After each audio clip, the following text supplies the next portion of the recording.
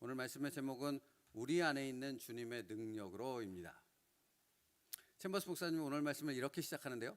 주변 사람들을 위해 사역한다는 뜻은 우리가 상황을 선택한다는 뜻이 아닙니다. 우리는 사역자들입니다. 여러분, 우리는 주님의 일꾼들입니다. 그러므로 주님의 사명을 감당하는 자들인데, 우리가 주님의 사명을 감당한다는 것이 우리가 우리 스스로 어떤 것을 선택하는 것으로부터 시작되는 것이 아니라는 겁니다. 계속해서 들어보십시오. 그것은 주께서 우리를 위해 조성해 놓으시는 대로 어떤 상황에서나 사역하신다는 뜻입니다. 그러니까 우리 스스로 교회를 개척한다, 사역을 개척한다 이런 표현을 많이 쓰잖아요. 그러니까 개척한다는 말의 그 의미는 우리 스스로 우리의 의지대로 우리의 계획대로 어떤 목적을 가지고 우리가 나아간다는 의미가 아니라고요. 주님의 사역은. 챔버스 목사님 표현에 빌자면 주님께서 우리에게 주어진, 주님께서 조성해 놓은, 주님께서 만들어서 우리에게 감당하라고 맡겨주신 그 일을 감당하는 자들이 바로 주님의 사역자들, 주님의 일꾼이다 라고 정의하고 있다고요. 여러분, 근데 이 정의가 굉장히 중요하다는 겁니다. 이런 신앙관을 갖는 것이 굉장히 중요하다는 것입니다. 이쑤시개 들고 10원짜리 팬티를 입고 나아가서 싸운다는 예전에 그런 비유를 우리가 많이 얘기 나누지 않았어요? 그런 되게 어이없는 행동들을 왜 나오는가? 그러니까 이쑤시개를 들고 10원짜리 팬티를 입고 주의 일을 감당하겠다고 주님의 이름을 걸고 싸우겠다고 나아가는 사람들이 주님의 일꾼 아닙니까? 주님을 위해 싸운다고 나아가는 거잖아요. 근데 왜 그렇게 어이없는 선택과 행동을 하게 되는가? 그들이 이것을 알지 못하기 때문에 그런 거예요. 주님은 주님께서 맡겨주신 사역을 우리에게 주신다니까요. 근데 그것은 단순히 얘야 이런 사명을 감당해라, 필리핀 가서 선교해라 이렇게만 말씀하지 않는다고요. 그리고 그것이 꼭 필리핀의 사역지 선교지에서만 그런 일들이 나타나는 것이 아니라고요. 선교사님만 사역자가 아니거든요. 저도 사역자고 여러분도 하나님의 사역자인 줄 믿습니다. 근데 하나님의 사역자는 어떤 사람인가? 내게 주님께서 조성해 놓은, 주님께서 이렇게 하라고 만들어주시고 맡겨주신 그 사람을 감당해서 주님의 뜻대로 주님의 목적을 주님의 방식대로 이루어가는 사람들이 바로 주님의 사역자라고요. 이걸 알아야 한다고요. 그러니까 챔버스 목사님은 우리의 사역의 대상인 주변 사람들을 위해 조성해 놓은 대로라고 말하지 않아요. 사역지가 이렇게 펼쳐졌어요. 사역의 모든 것들이 조성이 됐어요. 근데 그 중심이 우리의 사역의 대상이 되는 그 사람들을 위해 이것을 펼쳐놓은 것이 아니라고요. 누구를 위해? 나를 위해. 사역자인 나를 위해 이 모든 것들을 조성해 놓고 나로 하여금 이것을 감당함을 통해 무엇을 깨닫게 합니까? 하나님이 누구신가를 거기서 알게 돼요. 하나님은 어떻게 일하시는지, 하나님은 나에게 어떤 계획을 갖고 계신지, 하나님께서 나에게 이 땅에 지금 코로 숨을 쉬면서 살며 어떤 일들을 감당하기 원하시는지 나로 하여금 그런 가운데서 깨닫게 하시고 그 길을 걸어가게 하신다고요. 그러니까 여러분 성경을 읽어보세요. 사도 바울을 비롯해서 베드로를 비롯해서 하나님의 사역을 감당했던 사람들이 내가 이렇게 쫙 계획을 처음부터 끝까지 계획을 세워놓고 쭉 추진했더니 하나님께서 이렇게 역사하시더라, 이렇게 고백하는 경우는 성경 어디에도 없어요. 사도 바울이 마게도냐를 향해 복음을 전하러 가는 일조차도 사도 바울은 알지 못했어요. 그렇죠? 환상 가운데 주께서, 성령께서 인도하시는 것을 보고 그 길을 따라 순종해서 걸어갈 뿐인 것이죠. 이것이 우리의 삶이라고요. 믿는 자의 삶, 하나님의 일꾼들의 삶이 바로 이렇다고 주님은 말씀하세요. 그래서 주께서 우리를 위해 조성해 놓으신 대로 우리는 그 주님께서 맡겨주신 사명을 감당하는 자들이라는 것입니다. 그러므로 주의해야 합니다. 내가 내 스스로 무엇인가를 만들어 주님께 사역의 결과를 가져가겠다는 열심에 빠져버리면 주님의 뜻과는 반대되는 길로 나는 걸어가고 있을 것입니다. 내가 내 의지대로 무언가를 하려는데 내 마음의 중심이 가 있으면 그렇게 된다고요. 그러니까 내 마음의 중심과 내 시선은 언제나 어디 있어야 됩니까? 당연히 주님께 있어야 됩니다. 주님께서 가르쳐 주셔야 하거든요. 주님께서 지시를 하셔야 되거든요. 주님께서 어떻게 해야 되는지 그 목적과 방식을 우리에게 가르쳐 주셔야 하거든요. 그래야만 갈 수 있다고요. 교회는 그런 것입니다. 그것을 배우는 것이 바로 교회입니다. 그래서 깨어서 날마다 기도해야 되는 것이 교회인 거예요. 주께서 나를 일꾼으로 부르신 그 목적이 어디 있는지를 그렇게 주님께서 인도하심을 통해 우리로 깨닫게 하시고요. 우리는 그분의 뜻을 이루도록 무엇만 하면 되겠습니까?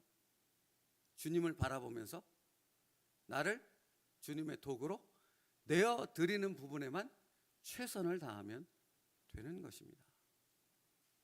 그러니까 이게 전혀 이걸 싸움이라고 표현해도 되겠지요, 여러분. 그래도 이해가 되겠지요. 이 싸움은 전혀 다른 싸움이 되는 거예요.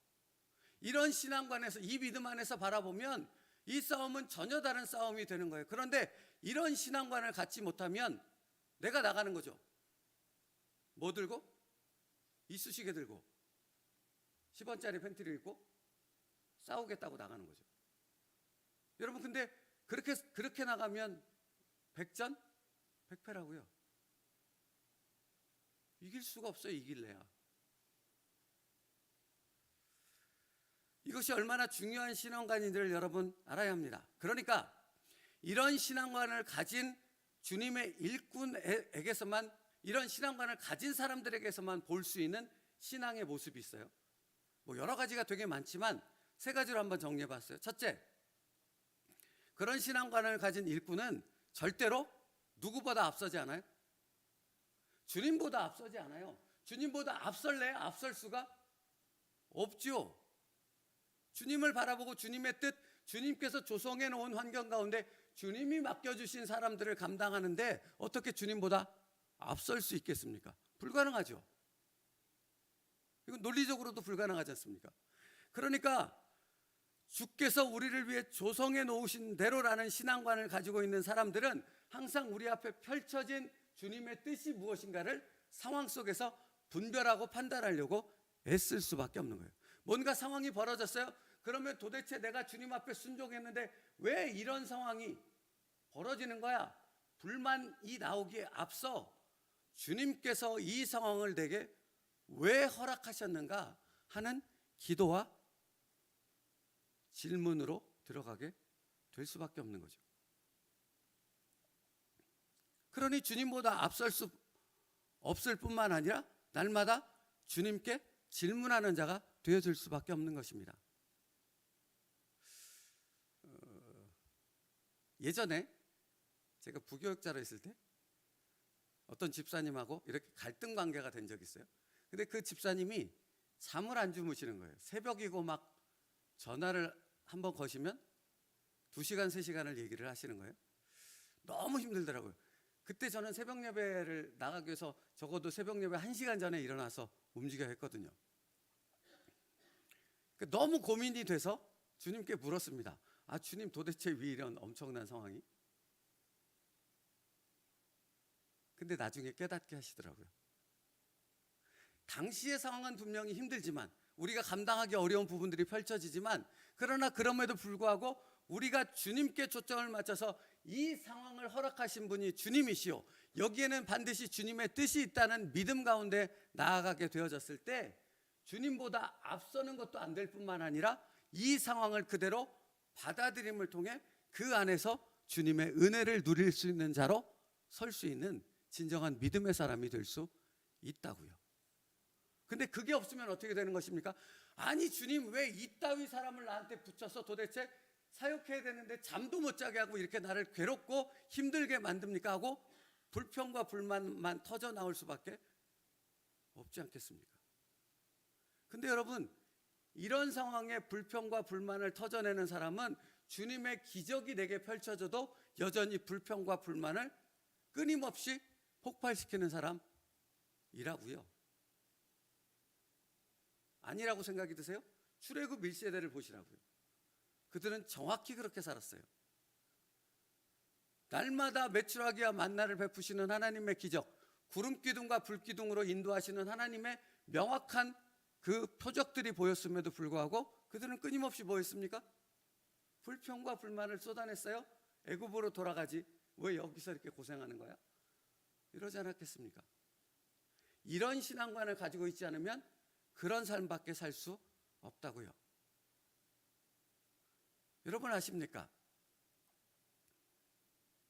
지극히 낮은 자리에서 섬길 수 없는 사람은 아무리 높은 자리에 올려놔도 하나님을 제대로 섬기지 못해요. 제가 목사이기 때문에 목사님들을 보면 압니다. 사실 오늘 말씀이 그렇잖아요. 내가 주와 또는 선생이 되어 너희의 뭐를 씻어요? 이게 사실은 안 맞는 거예요. 내가 주가 되어졌고 선생이 되어졌다잖아요. 그런 사람들은 어떻게 합니까? 좋은 옷을 입고 어험하면서 다니지 않습니까? 그리고 모든 것을 수발들지 않습니까? 발 씻을 물을 내놓고 수건을 내서 닦아주고, 이런 것이 당시에 당연한 현상이었다고요. 근데 주님은 그런 당연한 현상 가운데 뭐라고 말씀하세요? 내가 주와 선생이 되어서 뭐 한다고요? 내가 너희들의 발을 씻는다. 그 다음에 뭐라고 말씀하세요? 너희도 나처럼 다른 사람들의 뭐를 씻으라? 발을 씻으라. 여러분 착각하지 마시라고요. 우리는 그 사람들의 머리 위에 세워지기 위해서, 그 사람들을 위해서 그 사람들을 조정하는 리더자로서 세워지지 않았습니다. 우리는 어떤 자로 세워졌습니까? 발을 씻기 위해 세워졌습니다. 발을 씻기 위해. 주님은 제자들이 그 죄 가운데서 옛 습관을 가지고 오만 더러운 것들을 쏟아낼 때 주님은 그 모든 것을 받으셨다니까요. 이런 더러운 것들 하며 그들을 내쫓지 않고 그들의 더러운 것을 받으며 그들의 모든 더러움을 주님은 직접 씻어주시고 그들을 새롭게 세우시는 주님의 사역을 감당하셨습니다. 그리고 우리에게 말씀하십니다. 내가 했던 것처럼 너희도 이러한 사역을 감당하는 나의 일꾼들이 되어지길 원한다. 이게 우리를 향한 주님의 말씀인 줄 믿습니다. 그러므로 여러분 싫다고 하지 말라고요. 저도 끊임없이 싸웁니다. 제 안에 가지고 있는 본성과 제 옛 습관과 제가 가지고 있는 어떤 고정된 틀들이 끊임없이 저로부터 다른 것들을 거부하고 다른 것들을 거절하고 내치고 싶은 그런 유혹과 그런 도전들이 날마다 있습니다. 아, 저 인간 꼴 보기 싫은데? 이런 생각들이 끊임없이 와요. 부딪히는 것들이 끊임없이 있다고요. 근데 그때 우리는 무엇을 생각해야 됩니까? 나를 여기에 주님을 대신하는 사역자로, 일꾼으로, 주님의 향기를 드러내는 자로 세우신 주님의 뜻과 목적이 어디 있는가를 생각하고 또 생각하며 그 주님을 바라봐야 하는 거죠. 그때 우리는 거기서 아멘이 나올 수 있습니다. 감사가 나올 수 있습니다. 그리고 거기서 바로 주님과 동행하는 놀라운 승리의 삶을 살아가게 되어질 줄 믿습니다. 여러분이 그렇게 되어지길 축복합니다. 그것이 은혜이고 그게 축복이에요. 그러니까 여러분 사실은 그러니까 제가 목사이기 때문에 저는 늘 목사를 생각한다 그랬잖아요. 나이가 들어갈수록 목사는 더 낮아지고 더 겸손한 자리에 서야 돼요. 안 그러면 본질을 잃어버리는 자 되어지거든요. 근데 사실은 여러분도 마찬가지예요. 나이가 들수록 어머니가 되고 시어머니가 되고 친정어머니가 되고 친정아빠 되고 할아버지 할머니가 되고 이렇게 나이가 들수록 내 권위가 높아지는 그 자리에 설수록 나는 더 주의 이름으로 낮아진 자가 되어야 할 줄 믿습니다. 그때 나를 통해 주님이 드러난다니까요.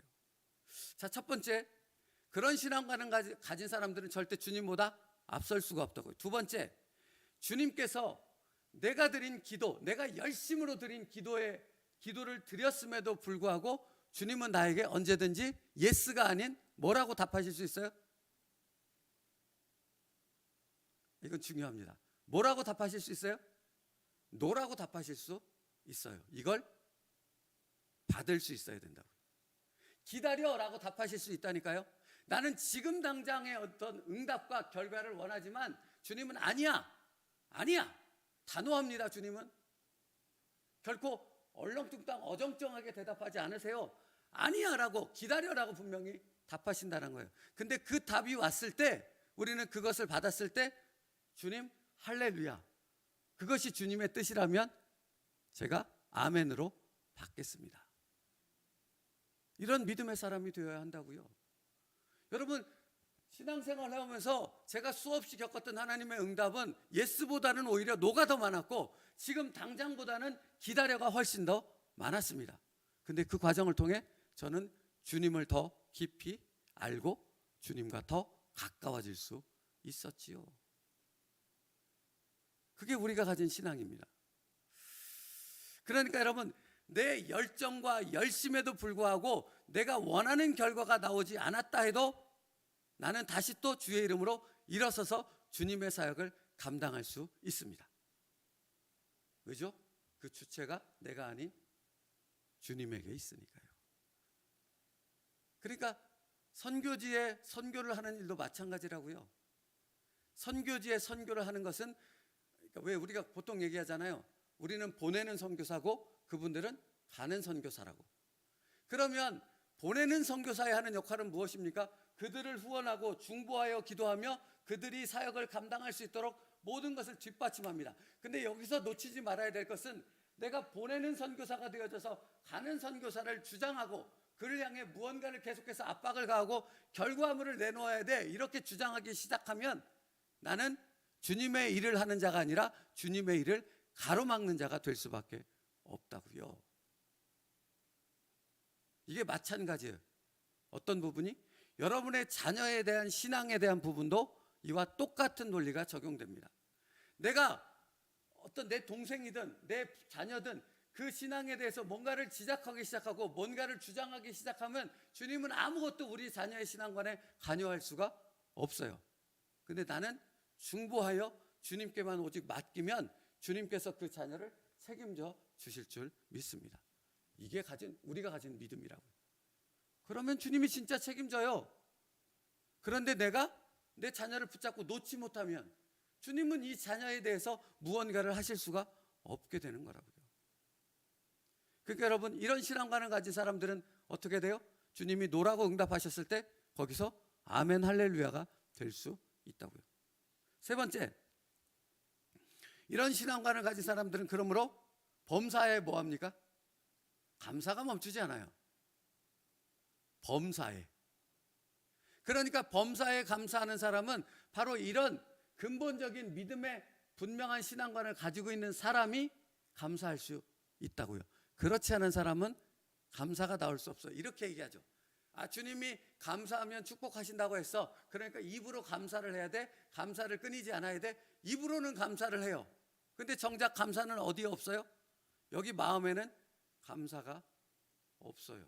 그런 감사는 주님이 원하시는 감사가 아니에요. 주님이 원하는 감사는 주님께서 나의 모든 사역의 방식, 모든 방향들을 다 이끄셔. 그러므로 나는 그 주님 앞에 전적으로 나의 모든 것을 맡겨드리고 나를 도구로 내어드려야 돼. 이런 신앙관을 가지고 있는 사람은 모든 것이 예스가 되어지고 아멘이 되어지고 그 모든 것 가운데서 감사로 나아갈 수 있는 하나님의 진정한 일꾼이 되어질 수 있는 것입니다. 그러므로 보십시오. 사도 바울이 이렇게 얘기해요. 이건 당연한 겁니다. 고린도후서 1장 8절 9절에요. 우리는 우리 자신이 사형 선고를 받은 줄 알았으니 이는 우리로 자기를 의지하지 말고 오직 죽은 자를 다시 살리시는 하나님만 의지하게 하심이라. 누구만 의지해요? 하나님만. 그런데 얘기하잖아요, 사도 바울이. 하나님만을 의지하게 해서 누구를 의지하지 않아요? 나를 의지하지 않아요. 내 목적과 내 계획과 내 방식을 주장하지 않는다고요. 그런 사람만이 하나님을 의지할 수 있고, 그런 사람만이 어떤 고난을 당할지라도 서로 내가 사도 바울처럼 온 힘을 다해 목숨을 걸고 결혼도 하지 않고 오직 사역에만 전념하여 할지라도 수많은 고통들이, 수많은 환난들이 다가올지라도 거기에서부터 뭐가 나와요? 감사가 나올 수 있다는 것입니다. 내 은혜가 내게 족하도다. 또 뭐라고 얘기합니까? 내게 그리스도의 고난이 넘침과 같이 뭐가 넘쳐요? 그리스도의 위로가 넘치는도다. 여러분, 이 신앙 고백은 아무나 할 수 있는 고백이 아닙니다. 이런 바른 신앙관을 가지고 있는 사람만이 내게 그리스도의 고난이 넘침으로 그리스도의 위로 또한 넘침을 내가 믿습니다. 그리고 사도 바울이 또 뭐라고 말하는 줄 아십니까? 그 위로가 있기 때문에 나는 다른 사람을 위로할 수 있어라고 말합니다. 그러니까 여러분 다른 사람을 위로하잖아요. 여러분도 그렇죠? 격려하잖아요. 그런데 그 위로와 격려는 나로부터 나온다고 사도 바울은 말하지 않아요. 누구로부터 나와요? 나의 삶 가운데 주님이 주시는 그 위로가 내가 다른 사람을 위로할 수 있는 능력이 되어지며 하나님의 권능이 되어진다 라고 말하는 것입니다. 이것이 여러분에게 있기를 축복합니다. 그러니까 똑같은 위로지만 다르다고요. 여러분, 교회 안에서도 인간적인 위로가 얼마나 많은지 모릅니다. 포옹해주고 위로해주고 물질로도 도와주고 그런 분들 되게 많아요. 그런 섬김을 하는 그런 분들 많다고요. 그런데 여러분, 그것이 주님이 주신 목적과 주님이 주신 방식으로 이루어지지 않으면 그게 다 아무것도 쓸모가 없는 것이 된다는 사실을 우리는 분명히 알아야 돼요. 아시겠냐고요? 여러분이 사랑한다고 섬기는데, 여러분이 무언가를 정말 온 노력을 다하는데 그 주체가 되시는 분이 주님이 되어지지 않는다면, 그것이 주님의 방식으로 표현되지 않는다면 그건 주님의 영광을, 주님의 목적을 이루어내지 못한다고요. 그러니 얼마나 중요한 신앙관입니까 이것이.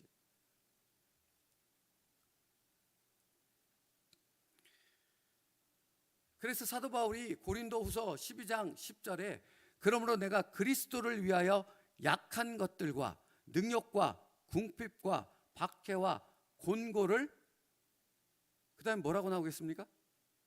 기뻐하노니입니다. 기뻐하노니, 뭐를요? 능력과 궁핍과 박해와 곤고를 기뻐하노니. 그 다음에 뭐라고 말하는지 아십니까? 이는 내가 약한 그때의 강함이라. 강함이라. 여러분, 우리는 강한 사람들입니다. 믿으십니까? 우리는 약하지 않습니다. 강합니다. 근데 우리가 강하다고 고백할 수 있고 선포할 수 있고 강한 자로서 싸워나갈 수 있는 것은 주님의 강함이 내 안에 있기 때문입니다. 넘어지지 마십시오. 약해지지 마십시오. 연약해서 그냥 주저앉아서 자포자기 하지 마십시오. 내 안에 예수의 강함이 있는 줄 믿습니다. 그 강함은 다른 것에 있지 않습니다. 내 목적과 내 방식이 주님께서 주시는 것에 초점이 맞춰져 있을 때 나는 약한 데서 강함을, 주님의 엄청난 권능을 누리게 되어지는 주님의 사역자로 설 수 있게 되어지는 줄 믿습니다. 저 오늘도 신방 갑니다. 군산으로 신방 갑니다. 여러분, 절 위해서 기도해 주십시오. 제가 주님의 사역자로 주님의 복음을 선포하도록, 약한 자가 아니라 주님의 강함으로 그 강함을 다른 사람에게 전달해 줄 수 있는 주님의 통로가 될 수 있도록 기도해 주시기를 바랍니다. 그리고 여러분 자신을 위해서 기도하십시오. 똑같이.